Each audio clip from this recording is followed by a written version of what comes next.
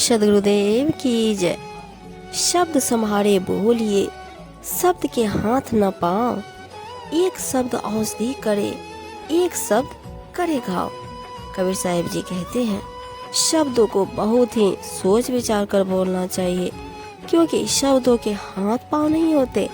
अर्थात असावधानी से बोले हुए शब्द किसी भी और लुढ़क सकते हैं। जैसे एक मधुर शब्द तो सुखदायी औषधि के समान बन जाता है, और वही शब्द कठोरता से बोलने पर घाव करने वाला अति दुखदायी बन जाता है। स्नेहमयी मीठी शब्द वाणी से अनजान पराये भी अपने मित्र बन जाते हैं। इसके विपरीत क्रोध व कटुता के शब्द दूसरों को शत्रु तो बनाते ही है, स्वयं को भी जला देते हैं। शब्दों को सोच विचार कर ही मुंह से निकालना चाहिए। शब्द जो ऐसा बोलिए, तन का आपा खोए, और उनको शीतल करे, आपको शीतल हो। साहिब जी कहते हैं, अपने शरीर के अहंकार को त्याग कर तथा सोच विचार कर ऐसे मधुर शब्द बोलो जिनसे दूसरों का हृदय भी शीतल हो जाए, सब प्रसन्न हो जाए तथा अपने आप को भी सुख मिले। दूसरों को सुख प्रदान करने से स्वयं को स्वतः ही सुख मिलता है। जिस शब्द के बोलने से किसी को कष्ट न हो, वैसे ही शब्द का उच्चारण करो, जिससे तपता हुआ उदास मन भी शीतल हो जाए, मुस्कुराने लगे। वही सत्य का गंभीर न्यायपूर्ण शब्द है। सबको सुख प्रदान करने वाला शब्द ही बोलना चाहिए। शब्द पाई सुरती राखहि, सो पहुँचे दरबार, कहे कबीर तहाँ देखिए, बैठा पुरुष हमार। कबीर साहिब जी कहते हैं, परम सत्य के शब्द ज्ञान को पाकर जिसने अपनी चित्त वृत्तियों को शांत एवं स्थिर कर लिया, वही अंतर्मुखी होकर ध्यान की कक्षा में पहुंचता है। सद्गुरु कबीर जी कहते हैं, फिर वहां पर हम सब के स्वामी सतपुरुष परमात्मा का दर्शन होता है। सत्य तथा निर्णय का शब्द वचन किसी की मुंह देखी बात नहीं करता, अर्थात पक्षपात नहीं करता। वह तो चारों ओर निर्विघ्न रूप से विचरण करता है। अपना पढ़ाया तथा जड़ चेतन का परिचय जब सही परखने में आ जाता है, तब समझो कि गुरु शिष्य का व्यवहार हुआ। शीतल शब्द उचारिए, हम आनिए नाही, तेरा प्रीतम तुझ ही में, दुश्मन भी तुझ माही। कहते हैं, अपने मुख से सदा शीतल व विनम्र शब्दों का उच्चारण करना चाहिए। अहंकार के कठोर कटु वचनों को कभी मत बोलो। तुम्हारा प्रियवर मित्र मधुर वचन और व्यवहार तुम्हारे भीतर है, और तुम्हारा महान शत्रु अहंकार कटुता का वचन दुर्व्यवहार भी तुम्हारे भीतर ही है।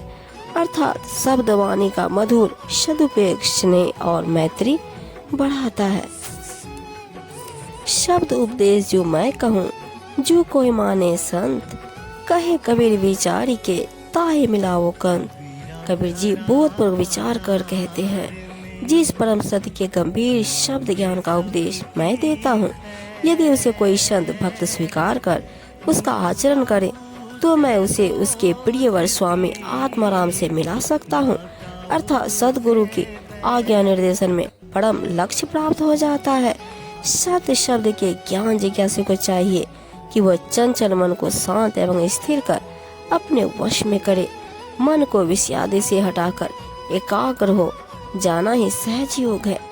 अपना आत्मस्वरूप विनाशी है, यह एक सत्य ज्ञान है, परंतु केवल खाली शरीर मिथ्या यानी कि मृतक के समान है।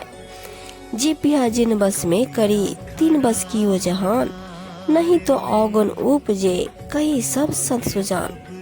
कहते हैं, जिसने अपनी जीवा को वश में कर लिया, समझो उसने समस्त संसार को अपना बना लिया।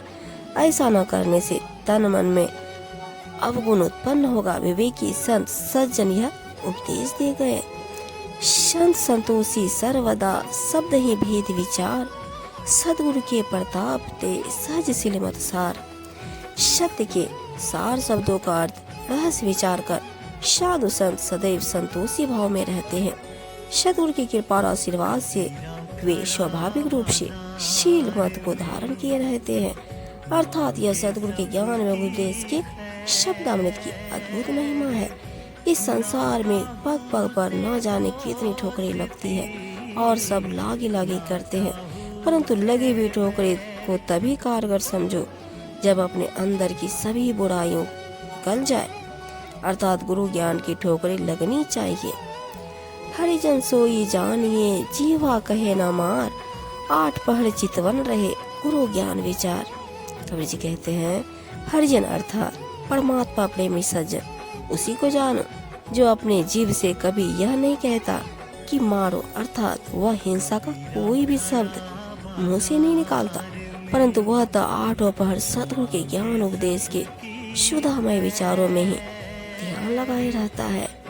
शब्द दुराया ना दुरे कहून जो ढोल बजाए, जो जन होवे जोहड़ी लहे शीस चढ़ाए। मैं ढोल बजाकर दृढ़ता पूर्वक कहता हूँ, यथार्थ शब्द से किसी के छिपाने या किसी अन्य उपाय से नहीं छिप सकता, परंतु जो उसको जानने परखने वाला विवेकी होगा वह सादर उसे सी झुकाकर स्वीकार कर लेगा। सत्य शब्द के ज्ञान का अर्थ है भेद बताने वाला शब्द ही है, अर्थात उसकी अनुभूति से ही उसका भाव समझ में आता है। इसी प्रकार शरीर ही शरीर का ज्ञान कराता है।